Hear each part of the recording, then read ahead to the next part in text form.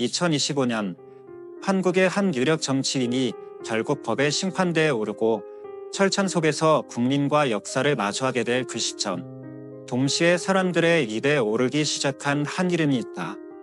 몽골의 광활한 초원 끝자락, 인간의 발길조차 드문 고요한 산사에서 수행 중이던 11살 동자승 알탄 체도. 그의 말이 국경을 넘어 전해지기 시작한 건 그다지 오래되지 않았다. 알탄, 황금빛 연꽃을 뜻하는 이름을 지닌 이 소녀는 몽골 불교의 깊은 기율 아래에서 자라나며 남다른 통찰을 갖게 되었다고 전해진다. 그는 평소에도 비범한 꿈을 꾸곤 했고 그 꿈들은 종종 몽골이나 세계의 주요 사건과 맞아떨어졌다. 하지만 최근 그는 자신이 겪은 특이한 꿈을 스승들에게 전하며 깊은 고민에 빠졌다. 그 꿈은 단순한 환상이 아니었다. 눈을 떠도 선명하게 남아있었고 그날 이후 여러 날에 걸쳐 반복되었다. 더욱 놀라운 점은 그 꿈의 무대가 바로 대한민국이라는 사실이었다. 몽골 사찰의 어린 수행자가 먼 나라의 운명을 꿰뚫어 보다니, 그 이야기는 순식간에 몽골뿐 아니라 한국의 일부 불자, 예언 연구자, 미래학자들 사이에 퍼져나갔다. 알탄이 전한 메시지의 중심은 단순했다. 2025년을 기점으로 한국은 전례 없는 적동의 소용돌이에 휘말린다. 그는 두 눈을 감고 마치 거대한 영화를 감상하듯 한반도 위에서 펼쳐지는 장면들을 차분히 묘사했다고 한다. 그가 말한 대한민국의 미래 청사진은 크게 5축으로 나뉘었다. 권력의 몰락과 정치 대전환. 한때 절대 권력을 쥐고 있던 지도자 한 명이 결국 구속된다. 탄핵이 있었는지는 확실치 않지만 이 사건은 정치판은 물론 국민의 정서와 삶의 질서를 깊이 흔든다. 동원자의 등장. 무기를 들지 않고 단한 언어조차 쓰지 않으며 사람들의 마음을 모으는 인물이 등장한다. 혼란의 시대, 그는 동방의 끝자락에서 조용히 떠오른다. 사람들은 그를 희망의 주인공이라 부르기 시작한다. 극한 갈등과 새로운 화합, 남북 간의 긴장, 이념과 세대 간의 충돌이 최악으로 치닫지만 결정적 순간에 전면 충돌은 피한다. 그리고 오히려 극적인 반전처럼 통합이라는 단어가 공존을 향한 첫걸음이 된다. 동아시아의 접변과 한국의 도약, 일본과 중국은 대규모 자연재해나 내부 분열을 겪으며 불안정해진다. 그 와중에 한국은 상대적으로 안정된 중심축이 되어 지역적 영향력을 확대하기 시작한다. 2034년 조화의 시대. 이 모든 흐름은 결국 2034년 새로운 문명 질서 속에서 한국이 중심축으로 우뚝 서는 결과로 이어진다. 정치, 문화, 영성까지 균형을 갖춘 문명의 실험지로서 주목받는다. 2034년 먼 미래처럼 느껴질 그해. 그러나 알탄 체도의 눈에 비친 한반도의 모습은 이미 그곳에 도달해 있었다. 정치와 경제를 넘어 정신과 문화의 중심지로 부산한 한국. 세계는 그 땅에서 일어나는 변화에 주목하기 시작했고 사람들은 입을 모아 역사의 축이 움직인다고 말했다. 그러나 그 미래에 다다르기까지의 과정은 평탄하지 않았다. 알탄이 전한 5개의 흐름, 정치격변, 구원자의 출현, 남북화, 동아시아의 격돈, 조화의 시대로의 진입은 각자의 해석과 의문을 동반했다. 일부는 그의 말을 환상이라 치부했고 또 다른 이들은 너무나도 구체적인 묘사와 반복되는 동일한 비전에 주목했다. 그는 단언했다. 이것은 내가 본 것이다. 그리고 그의 사원일지에 남긴 기록들은 예언의 신화가 아닌 증언의 형태로 남기기에 충분했다. 제2장 철창 너머로 사라진 권력자. 알탄은 특정한 이름을 입에 올리지 않았다. 다만 매우 높은 자리에 있던 인물이 결국 구속되는 장면을 여러 차례 보았다고만 했다. 그가 묘사한 광경은 이러했다. 거대한 문이 흔들리고 있었다. 백성들은 이미 그 문이 곧 열릴 것이라는 걸 알고 있었다. 여름과 가을의 경계에서 마침내 한 사람이 더 이상 그 자리에 머무르지 못하게 되었다. 법정의 문이 열리고 하늘의 이름이 판결처럼 울려 퍼졌다. 그 순간 그는 강철문 뒤로 사라졌다. 따르던 이들은 울었고 반대하던 이들은 외쳤다. 나라 전체가 그 사건을 두고 갈라지기 시작했다. 이 장면은 많은 사람들에게 깊은 인상을 남겼다. 누구나 상상 가능한 장면, 즉 대통령 탄핵이 가장 먼저 떠오르기 때문이었다. 그러나 알탄의 예언 속에서는 단 한 번도 탄핵이라는 단어가 직접적으로 등장하지 않는다. 그는 단한 이렇게 썼다. 의회는 들끓고 법정엔 사람들이 모여든다. 이 문장은 해석의 여지를 남긴다. 현직 대통령일 수도 있고 거대 야당의 대표나 실세 정치인이 거대한 비리로 법정에 서는 장면일 수도 있기 때문이다. 해석은 분분하지만 무너진 건 권력의 상징이었다. 예언을 분석하는 학자들과 승려들 사이에서도 의견은 달린다. 어떤 이들은 현직 대통령의 몰락으로 해석했고 또 다른 이들은 야당의 거물급 리더의 구속이라고 했다. 분명한 것은 하나, 알탄 체두는 한반도의 정점에 선 인물이 새1,000살 뒤로 사라지는 순간을 반복적으로 목격했다. 그가 묘사한 열리는 거대한 문은 단순한 공간이 아니다. 그것은 오랜 지리권의 붕괴, 그리고 새로운 질서로 향하는 문턱을 상징하는 것이었다. 한 권력자의 몰락은 단지 개인의 추락으로 끝나지 않았다.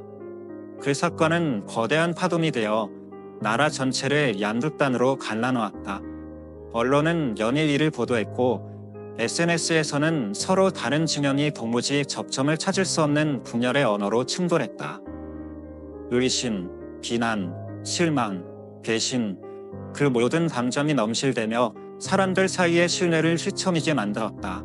그날 이후로 더 이상 대한민국이라는 이름이 하나의 의지로 묶여있다는 확신은 사라지기 시작했다. 이 혼돈 속에서 알탄 체두는 차분하게 한 문장을 남겼다. 이 나라는 이미 갈라지도록 정해져 있었다.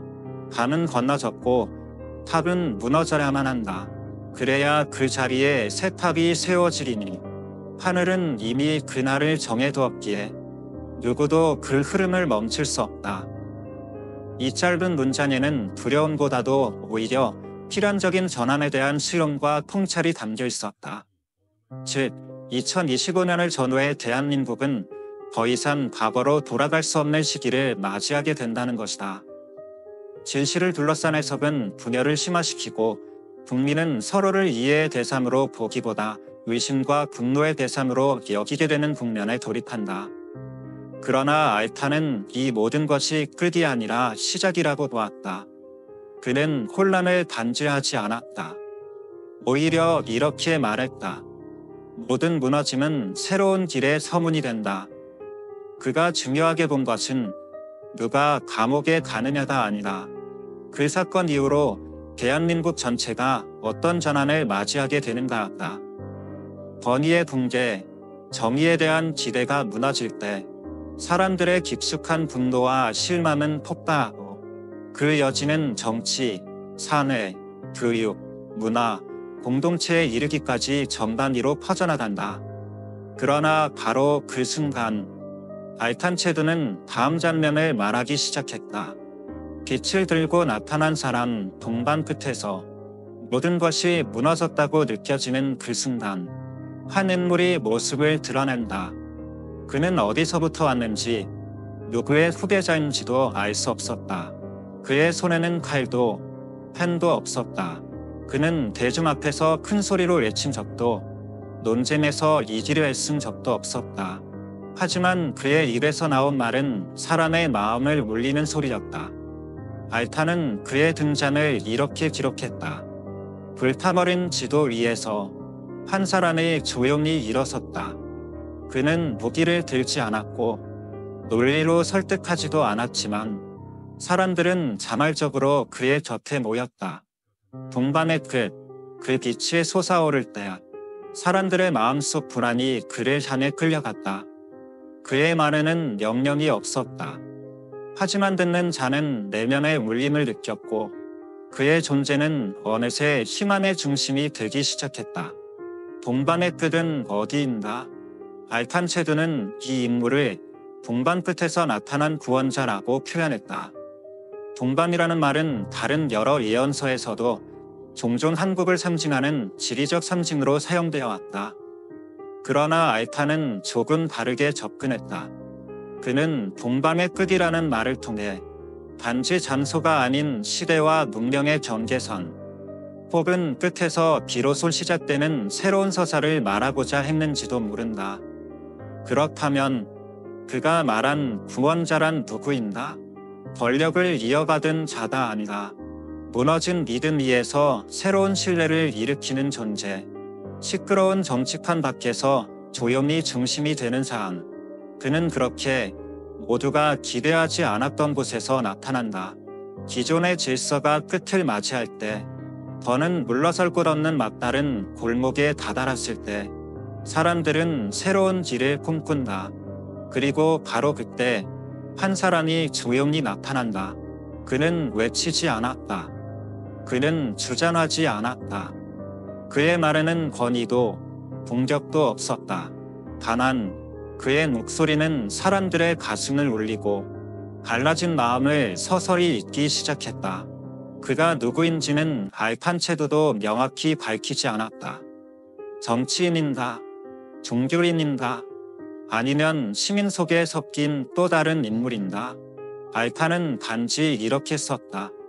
그는 길 잃은 자들의 등불이 된다. 오래된 칼자루를 거부하고 북녘 끝에서 풍기던 썩은 냄새를 밀어낸다. 그 문자는 상징으로 가득하다. 그가 따르는 길은 과거의 폭력이나 이념의 대립에서 벗어난 길이다. 무력도 언변도 논리적 전투도 아닌 사람의 마음을 깨우는 진심과 영적 울림으로 다가가는 방식이다. 분열을 이은 다리, 치유의 시작. 이 인물은 무너진 땅을 하나로 연결하는 다리처럼 그려진다. 누군가는 그를 구원자라고 부르고 누군가는 그저 듣는 사람이라 부른다. 판의 기든 지도자의 몰락이든 환란의 철학은 수많은 국민에게 깊은 상처를 남긴다. 그 상처는 비난과 분열로 증폭되고 믿음의 기반은 무너진다. 그러나 그 혼란 속에서 한 사람의 등장은 잃어버린 중심을 다시 세우는 시작점이 된다. 그는 권력을 차지하려 하지 않는다. 그는 사람들을 하나로 만들려고 하지 않는다. 다만 사람들은 자발적으로 그의 곁에 모인다. 그가 예정된 자인가? 부른 자인가? 이 시점에서 하나의 질문이 떠오른다. 이 인물은 국민들의 갈망이 부른 존재인가? 아니면 하늘이 오래전부터 정해둔 사람이 내려온 것인가? 그 누구도 확답할 수 없다. 하지만 한 가지는 분명하다. 그는 혼돈을 넘어선 미래로 향하는 문을 여는 열쇠를 쥐고 있다. 혼란은 그를 낳았고 그는 혼란에 다시 질서로 엮어가기 시작한다. 붉은과 푸른, 그리고 이기의 문턱. 알탄체드의 예언 중 가장 긴장감 넘치는 대목은 남과 북, 혹은 이념과 이념이 충돌하는 장면이다. 그는 이렇게 묘사한다. 붉은 깃발과 푸른 깃발이 서로를 향해 불꽃을 내뿜는다.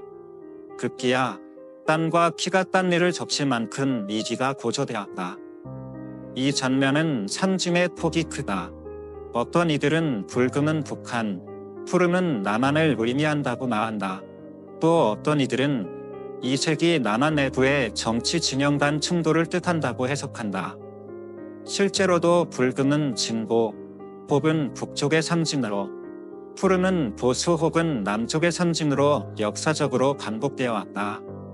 하지만 알탄의 예언에서는 단순한 대립이 아닌 충돌 직전의 이 촉직발의 순간, 그리고 그 속에서 맞이하는 결정적 분기점이 강조된다. 산이 높을수록 그 그네 아래의 골짜기는 더 깊다. 한반도 위에 쌓여온 분노는 마치 그 깊은 골짜기처럼 서로를 향해 흐르는 정류가 되어 퍼져나왔다. 붉은 깃발과 푸른 깃발, 각기 다른 이름으로 다른 정의를 말하며 서로를 향해 불꽃을 쏟아냈다. 그리고 어느 한순간 그 불길은 마치 온 땀에 삼켜버릴 듯 번져갔다. 그러나 그 순간 차가운 바람 하나가 스쳐 지나갔다. 불길은 꺼졌다. 그리고 잿더미 속에서 남과 북은 같은 강물을 마시고 있었음을 비로소 깨달았다. 폭풍 직전의 고요, 그리고 상처의 해방. 이 짧은 장면 속에는 여러 겹의 예언이 담겨 있다. 첫째, 한반도가 극단의 분열과 군사적 위기에 직면한다는 예고. 둘째, 세대 갈등과 이념 충돌로 인한 남한 내부의 균열 역시 동시에 터진다는 정보. 모든 게 무너지고 파괴와 오해의 불길이 하늘을 삼킬 듯한 시점에서 무언가 설명할 수 없는 계기 혹은 보이지 않는 손이 그 위기를 잠재운다. 불이 꺼졌다는 것은 단순히 열기가 식었다는 뜻이 아니다.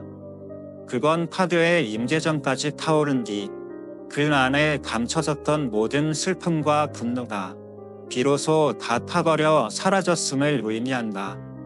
알칸체드는 이 장면에 대해 이렇게 말했다. 하나가 되는 길은 뜨거운 불 속을 지나야 열린다. 타지 않은 상처는 남아있고 식지 않은 불씨는 토막을 가로막는다. 그의 말은 용광로에 비유된다. 서로 다른 쇳조각들이 충분히 녹아야 비로소 하나의 단단한 반철이 탄생한다는 것이다. 구원자와 결정적 순간의 역할. 이 괴립이 증정되는 과정에서 제5장에서 등장한 구원자의 영향을 무시할 수 없다. 그는 불길 속에 몸을 던져 서로를 향한 증오를 가로막는 정신적 반파제가 되었다. 그가 말한 것은 논리나 이념이 아니었다. 그의 말에는 단지 기억과 용서, 그리고 공존을 향한 울림이 담겨 있었을 뿐이다. 그리고 그 울림이 가장 극단의 일은 민심의 칼날을 내려놓게 만들었다. 동아시아의 저녁, 그리고 하늘의 심판, 한반도의 격변은 동시에 동아시아 전역에 몰아치는 거대한 변화의 일부였다. 알칸체드는 그 장면을 두고 이렇게 말했다. 동쪽 하늘이 어두워지고 무너질 자는 무너지고 불이 내릴 자리는 이미 정해져 있었다. 그것은 인간이 초래한 재앙일 수도 하늘이 내리는 심판일 수도 있었다. 이 구절에서 그가 묘사한 심판은 지진, 해이 혹은 정치적 붕괴 같은 물리적 재난일 수도 있고 도덕적 붕괴와 내부 해체를 상징할 수도 있다. 어떤 이는 이를 두고 일본과 중국의 붕괴를 암시한다고 해석했고 또 어떤 이는 미래의 아시아 질서가 새롭게 짜이는 장면이라 말했다.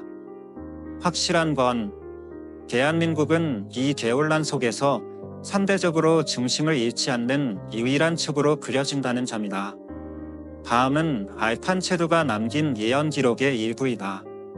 불과 물이 번갈아 일어나 바다를 뒤덮고 하늘에 닿았던 탑이 무너졌으며 동쪽 섬에는 검은 연기가 솟구치고 서쪽 대륙엔 안개 속 맹수가 서로를 찢어발기다.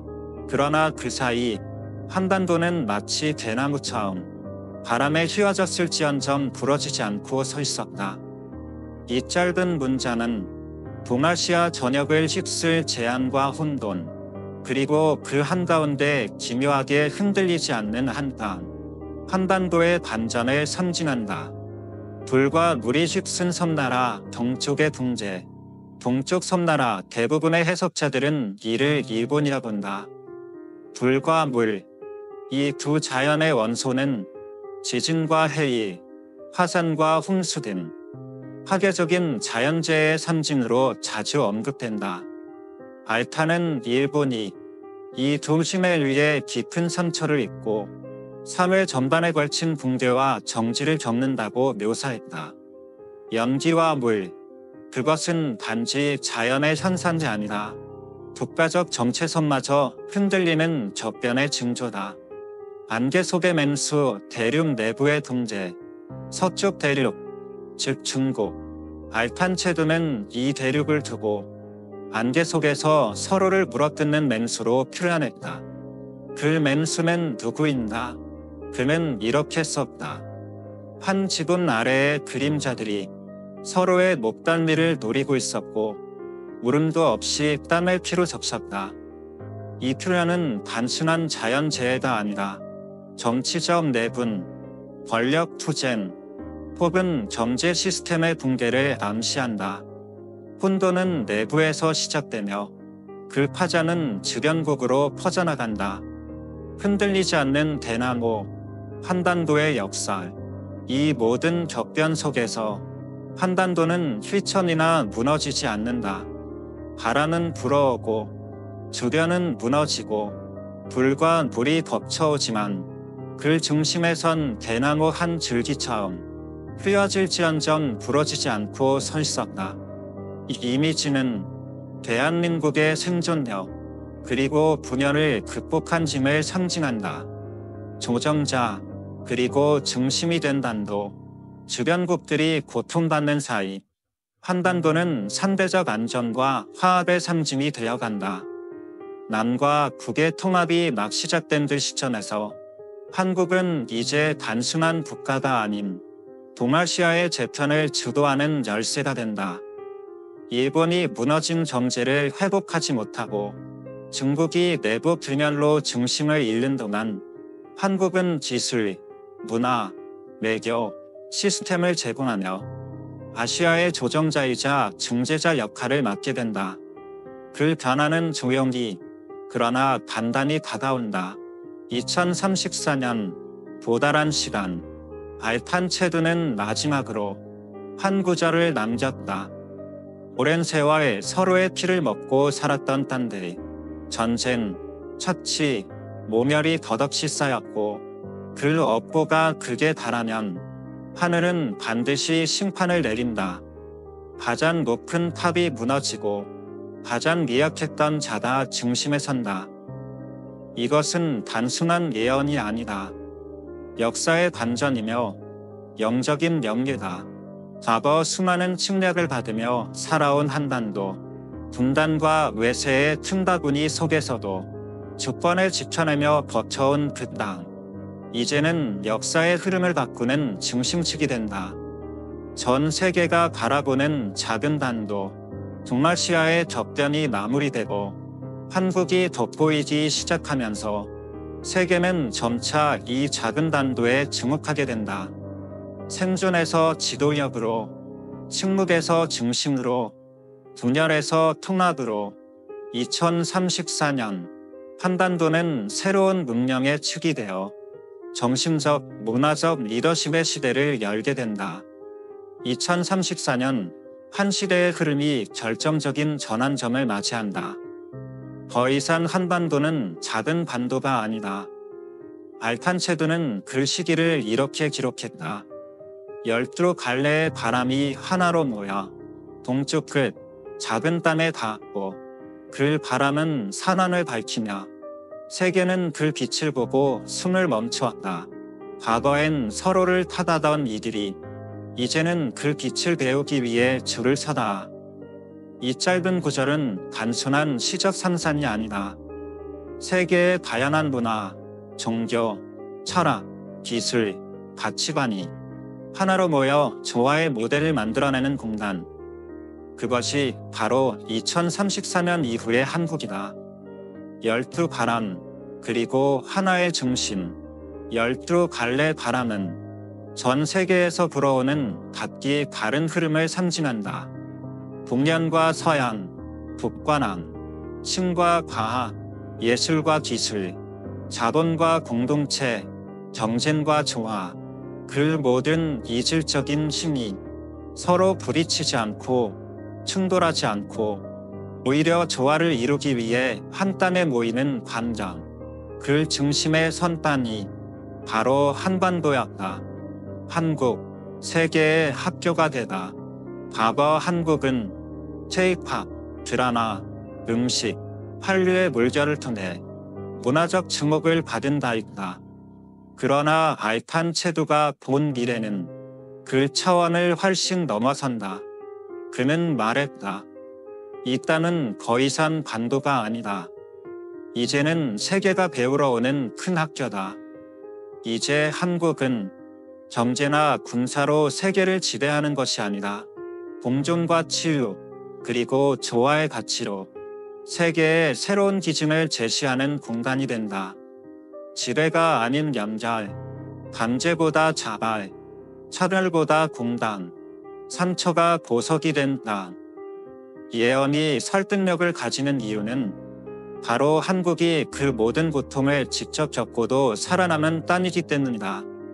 수많은 외세의 침략, 분단의 아픔과 이념의 갈등, 전쟁의 공포와 자연재해의 위기, 그 상처들은 단순한 기억으로 남지 않았다. 그는 말했다. 깊이 패인 흉터는 결국 빛나는 보석이 된다. 절만 후에 가장 많이 겪은 민족만이 진정한 희망의 언어를 말할 수 있다는 진리를 한국이 몸소 증명하게 된 것이다. 초인류를 밝히는 등불. 2034년 이후 한국은 단순한 국가를 넘어선 상징이 된다. 갈등의 시대를 넘어선 치유의 처하, 속도의 전쟁을 넘어선 느림의 미화, 요순을 껴안고 조화를 이뤄낸 문명. 그것은 대한민국이라는 한 나라의 이야기이자 미래 인류의 가능성을 비추는 거울이다. 알칸체드는 마지막 예언에서 이렇게 마무리한다. 이제 그 땅은 인류 전체를 위한 등불이 된다. 그리고 남겨진 질문. 이 모든 예언이 정말 하나도 틀림없이 실현될까? 혹은 그 일부만이 현실 속에서 모습을 드러낼까? 그건 아무도 알 수 없다. 그러나 분명한 건 예언이 단순한 미래의 묘사가 아니라 현재를 살아가는 우리에게 주어진 선택의 방향을 제시한다는 점이다. 예언은 강요가 아닌 초대다. 우리는 그 초대를 어떻게 받아들일 것인가? 알칸체두가 남긴 예언은 단순히 먼 미래의 신비로운 이야기로만 들리지 않는다.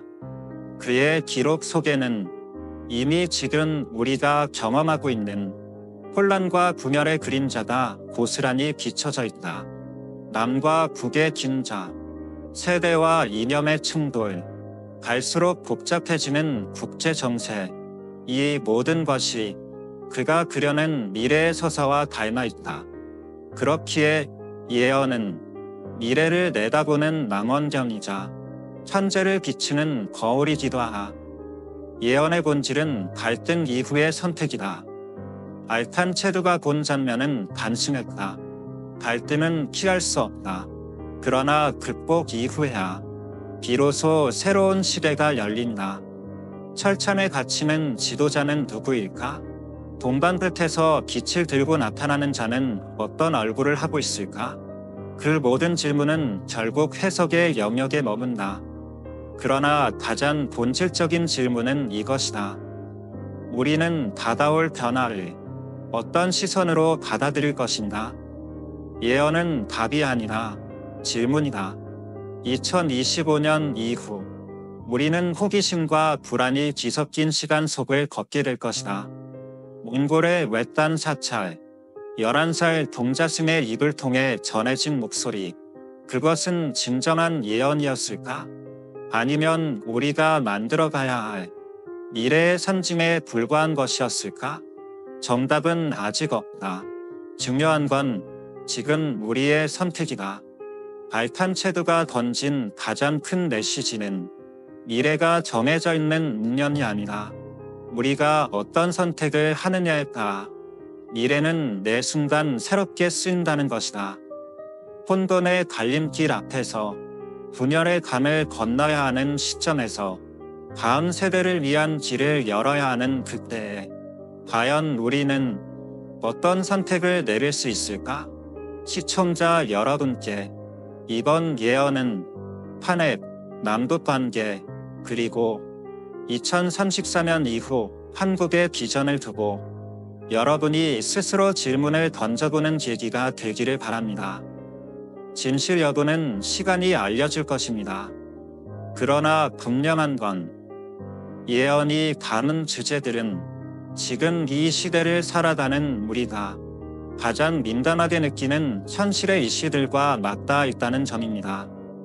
이산으로 인골의 작은 사찰에서 전해진 2025년 한국 구분 예언에 대해 알아보았습니다. 여러분의 생각은 어떠신가?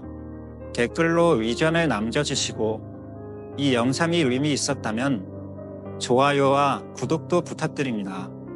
시청해주셔서 감사합니다. 다음 이야기에서 다시 찾아뵙겠습니다.